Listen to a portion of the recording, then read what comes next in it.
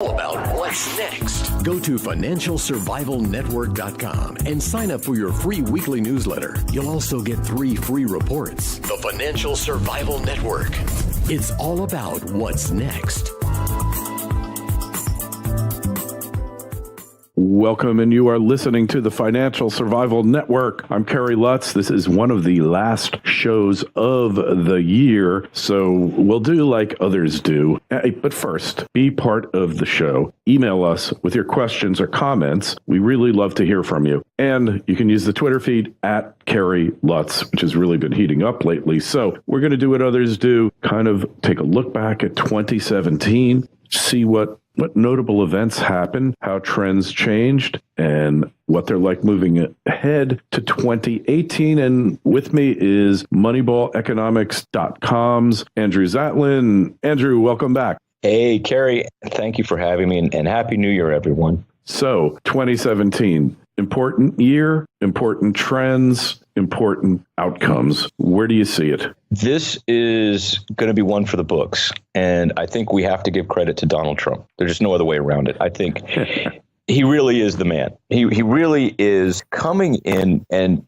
blowing away any positive expectation one could have had. There's just no other way to put it. All right, so obviously, his most notable legislative accomplishment is the tax reduction bill, which if you're in New York and you make $500,000 a year more and you live in Manhattan, it's a massive tax increase bill, but that's the price you pay for living in the People's Republic of New York or California or Minnesota or Maine. All of these blue states, there's a couple of reds thrown in there too, Andy, are really going to take it on the chin. But for the people who've had the common sense to either stay away from those cesspits or to simply move out, it's going to be good for you, isn't it? Kerry, I wish you'd quit dancing around what you really think, you know? I wish you could just get straight to the point. I'm that kind of guy, you know? I have a hard time. Let's put this in context if we can. Let's look at 2016, which kind of set the stage for what's going on. We were heading for a recession. If you look at the numbers in the middle of 2016 as we ran up into the election, the world economy was heading towards a recession. If Hillary had been elected, we would be firmly in a wicked recession right now. If you look at any number, any macroeconomic number, you will see that post-election, all of a sudden, it's just crazy positive, very bullish, very optimistic, and that's Trump. What we have is a business person coming into the office, not a lifetime politician or bureaucrat, a business person who's looking around and saying, this is madness. This is not how you run a country. I mean, when I was a kid, they used to read me a book by a guy named Shel Silverstein, The Tree. I don't remember the actual name of it, but it tells a story about this kid and the tree gives him fruit and branches. And after a while, the kid's basically decimated the tree. The tree basically is dead. He's taken it. I don't know why they read that to me as a kid, but to me, that's sort of what we've been experiencing is you have this wonderful bounty that's just been plucked and plucked and plucked until it was almost dead. And that's what the political class has been doing for a couple decades, giving away everything. I mean, at the height of the election, we had Hillary saying, I'm going to forgive $1 trillion in student loans as she was trying to keep up with Bernie Sanders. I mean, basically, you had some real nonsense going on.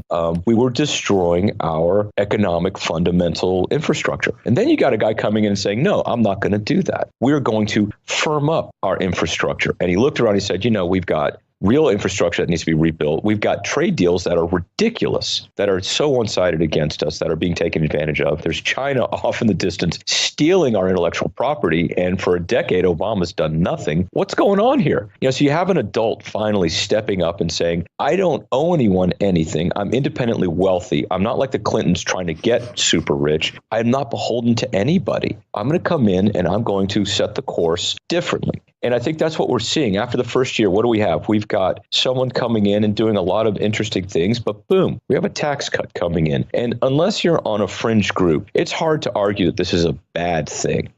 And then we've got this rolling thunder effect that Trump is doing, which is he's going to follow this with an infrastructure plan. What we have is essentially a discussion that probably took place earlier this year with Janet Yellen where you've got a baton being handed off from monetary policy led by the Fed to fiscal policy led by Trump. And there must have been a discussion where he said, look, I want the Fed to support this. We can no longer continue with this madness of throwing out easy money and hoping it's going to trickle down. We need to have real productive economic change here. We need to really focus on some long-term gains, not the short-term, if I goose the rate a little bit, look at what happens. I sell a few more cars. And I think that Trumpflation has been very effective. Going forward, if he follows that up with another play beyond the tax cut, wow, you're talking about a decade. I mean, imagine redoing our bridges, roads, and all this great infrastructure. This is multi-year type of stuff. It takes years for this stuff to start and stop. This is a real game changer. And then meanwhile,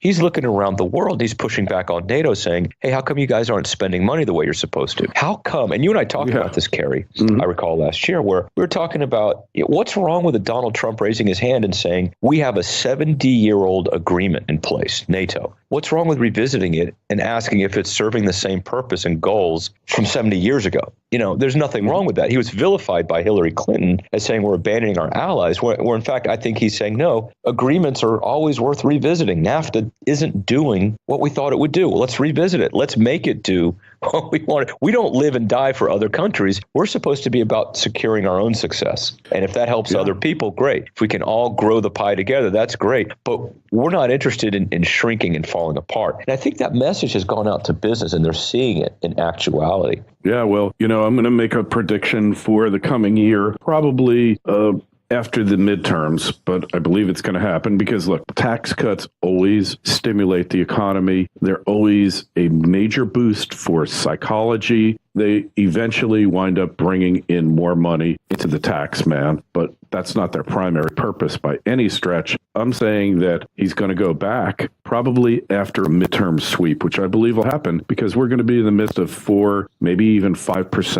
GDP growth. He will go back after the midterms, after it's even more favorably laid out for him, and he will go for another tax cut. And this will be really the tax cut that we should have had, but not the one that he was in a position to get for us. That is my prediction for 2018, 2019. Might run into 2019, but it's going to happen. There you have it, folks. Bold prediction from Kerry. And I'm the only one who's predicting this, too. You make a note of it. No one else has even thought of it. But Trump doesn't look at things. Congress looks at each battle as all-consuming and the only thing that's happening at the time. Trump, on the other hand, and I hate to use the analogy, the four-dimensional chess, the Democrats and Congress can barely get together with a modest game of Chinese checkers, but he is thinking about the war, not the battle. Congress only thinks about the battle. Trump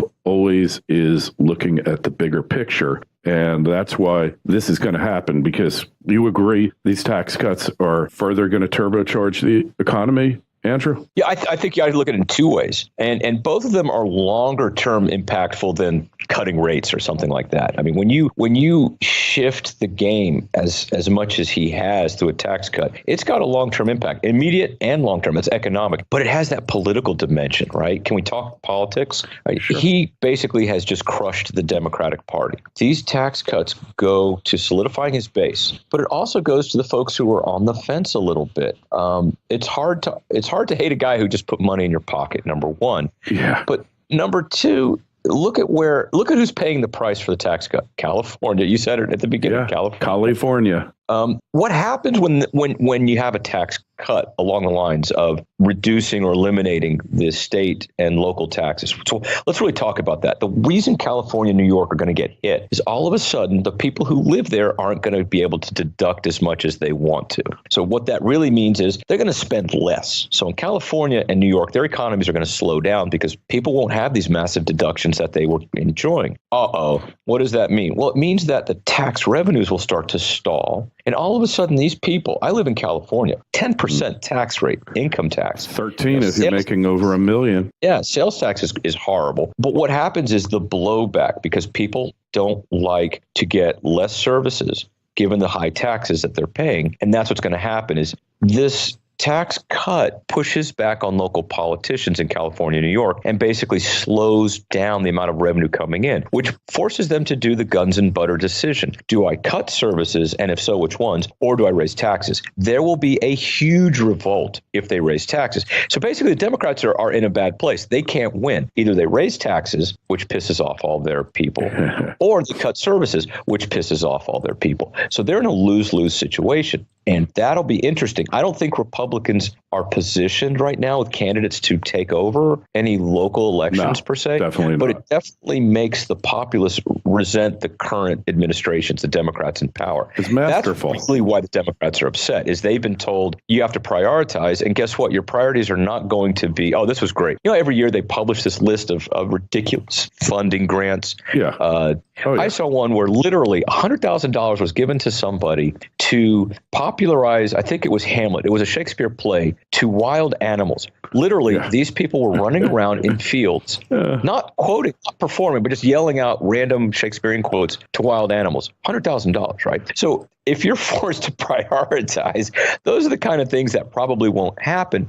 And we know that that's not exactly a place where the elected officials of California and New York want to be. They don't want to have to, California was just rated as having the worst teachers out there. I mean, come on, all this money that's being spent, the voters know that it's being misspent. Yeah. And all of a sudden, it's going to, it's kind of the straw that breaks the camel's back. So I think total scam. Going back to the tax cut has huge, visible, tangible benefits over the next couple of years. And it also has a very political impact as well. That's really bad for the Democrats. So I would predict, I can't predict what Trump is going to do per se, but I'm going to follow your prediction of a second tax cut. Don't know about that, but I will predict Trump will get reelected in a couple of years. Yeah. Oh, well, that goes without saying. If he wants to run. Yeah, he'll be running because he won't be done yet. Look, what you said is 100% true. These studies, all this money they spend, like why do college students drink beer? Why do college students have sex? They spent millions of dollars to find this stuff out, and just go to any college dorm and the answer will become immediately apparent.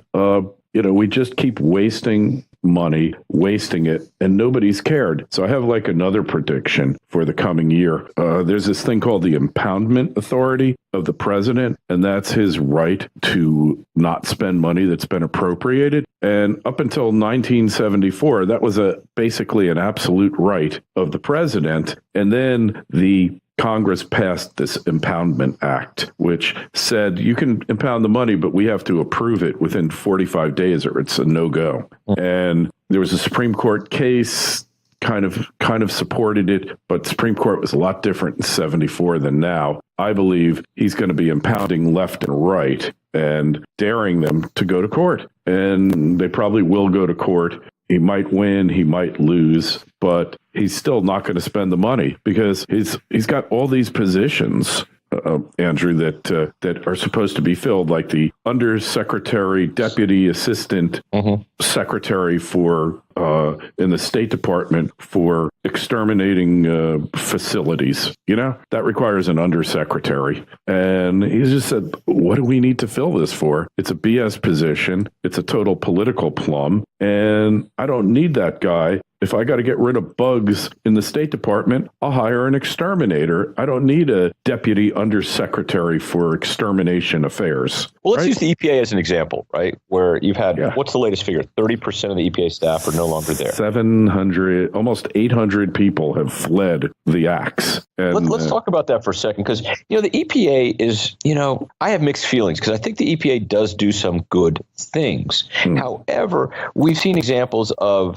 every regulatory body has that revolving door where they go into industry. We've seen Monsanto and others take advantage of the EPA to get stuff passed by hiring ex-EPA officials. So while the EPA, I think, is supposed to do good, it's one of those entities that's, hey, it's like the Peace Corps. It's supposed to do good. I think it has been subverted in some ways, and it doesn't always do what it's supposed to do. And then there's the typical, bureaucratic overreach expansion. So within that context, I'm kind of bummed that some of the things that the EPA stands for are going to get hollowed out. But at the same time, I came across this case of one guy who left early on, the sort of the rats leaving the sinking ship kind of a thing, where you have that tectonic shift shift where the EPA is going to be told, look, let's go back to basics. What's our mission? It's a businessman's viewpoint. What's our mission? How are we fulfilling it? And where have we kind of strayed in scope creep? Well, this guy left, and this is where I think the EPA failure is epitomized. His job was titularly supposed to help local communities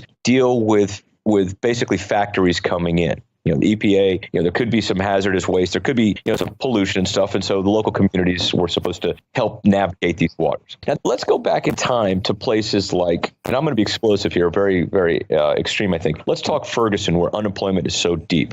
This is an area, remember Ferguson had the riots. You had huge unemployment. What's going on there was also a community where businesses were not locating. And there were many reasons why. You have a guy at the EPA whose job is to help communities attract business. But what was going on was actually he subverted that. He was actually going out and saying, hey, why is it that businesses locate in low income areas and they create pollution? We need to fight businesses coming in. So the point here, Kerry, is you had a Ferguson that needed businesses coming in, and you've got people out at the EPA helping them keep businesses from coming in. And that's sort of the opposite of what should be going on, where, wait a second, if you want to attract business, you need to know that businesses coming in are coming in primarily because land is super cheap where you are. And let's face it, they are going to do some things that are going to add some amount of hazardous waste or some amount of pollution, but that's what factories do. So you're not going to attract Google into your backyard. You're going to attract, what are your resources that are going to be appealing to businesses? The fact is you've got cheap infrastructure, cheap land. And that's labor. A place to start. And yet you had people at the federal level blocking that. And I looked at that and said, oh my God, this is insane. Why are people who are supposed to help communities advance actually at the end of the day harming them and preventing them from creating a tax base that's going to help them advance? And I believe that, I tie Ferguson to that because Ferguson, that's what's going on is you have such high unemployment. Well, why do you have high unemployment when you're surrounded by a huge industrial area? Because they weren't welcoming in businesses. Why? Because you have people at the federal level who were basically championing the inner city and saying, you shouldn't put a factory here. We're going to protect you from the evils of factories. Well, how does that help? What does that advance? And so, I look at this as saying by going back to basics and saying the EPA, your job is to make sure that, we're not going down a path where there's going to be a lot of pollution. How is it that you have the EPA in there and yet you have, the water being so foul in places where the EPA is supposed to be active? Focus on that stuff first. Focus on the basics, and then we can talk about the rest of this. I couldn't agree with you more. And so let's talk about 2018, Andrew. What do you see happening? All right, so we got back to basics president. We got someone who's clear-headed coming in and saying, what do we want as a country? And what he's recognized is, going back to Roman times, your success is going to be determined by your economic base. So with that in mind, let's take this 3-year view. 2016 was a bad year. Everyone predicted Hillary getting elected, and that was clearly not economically positive. You had the economy really just going into a tailspin. Trump gets elected. A lot of this year, a lot of 2017 is really sort of the response to the weakness of 2016. Now, the reason I kind of raise those two is you have all these wonderful macroeconomic data points coming out, especially if you look year over year. Well, guess what? Those comparables, or comps as they're often referred to, actually are going to be part of the negative narrative next year, because you're going to start comparing yourself to this Trumpflation. As we go deeper into 2018, you're going to have all this strong growth from 2017 that we got to compare ourselves to. And so you're going to start to see a little bit of a slowdown on a year-over-year basis. But again, let's keep it in perspective. It's still strong growth. It's just, wow, it's like a baseball game where you're comparing yourself to the first couple of innings where everyone was getting a home run and you're only getting singles and doubles. It's still a great game. If he follows through, though, with a part 2, this infrastructure plan, that'll save the year. That'll push it up even higher. The tax cut is going to push it up. So while I say, hey, you know what, you've got this tough comps part of the narrative, we can get beyond that. The trajectory can still shift in 2018 with the tax cuts. One concern I have now, let me break out some of the risks going in. One concern I have is, did everybody spend that tax cut already? Probably not. But a healthy chunk was spent because wages really aren't accelerating that much, still going at about a 4% year over year rate, as they have been for a couple of years. You're not seeing a lot of oomph in wages. And I think that's because no company wants to start giving huge raises. They don't want to, because once they do, then everybody's going to pile in. And so companies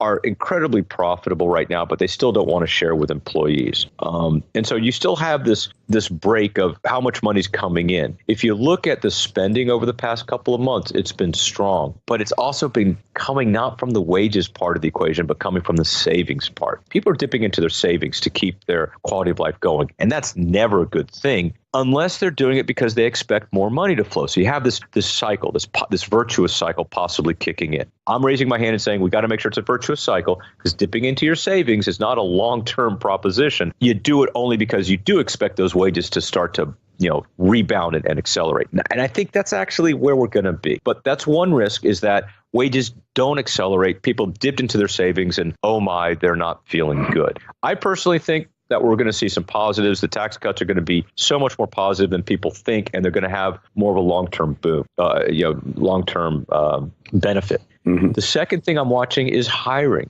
We just had jobless claims. They're kind of range bound around 240K. Reason I mention that is, again, there's sort of a before 2018 and after 2018 effect here. As we're coming in, that tax cut hasn't changed hiring yet. And so we got the current trajectory. The current trajectory, 240K is our initial jobless claims level. That's almost what we were doing last year. So if we look at it from a year-over-year level, this is not good. This is exactly the formula that is the precursor to a recession. When your jobless claims this year are the same as they were last year, that means the economy isn't really growing. Now that's trajectory before tax cut, before 2018. I suspect that as we go into 2018, jobless claims will again start to fall back down into the 230, possibly even 220 range. I mean, historically unplumbed levels. And I say that because, again, tax cuts throw money into the economy. Even if it's just restaurant, you're going to have less fire and so on and so forth. So as we go in, I think you're going to have this repeat of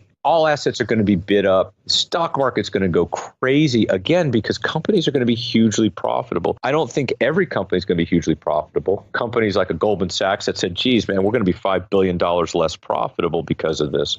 Oh, well, my heart's going out to you, Goldman. Let me cry you a tear. But I think for the most part, builders, anyone connected to infrastructure, especially engineering, you're going to see they've been beaten down in the stock market. I think you're going to see some of that come back.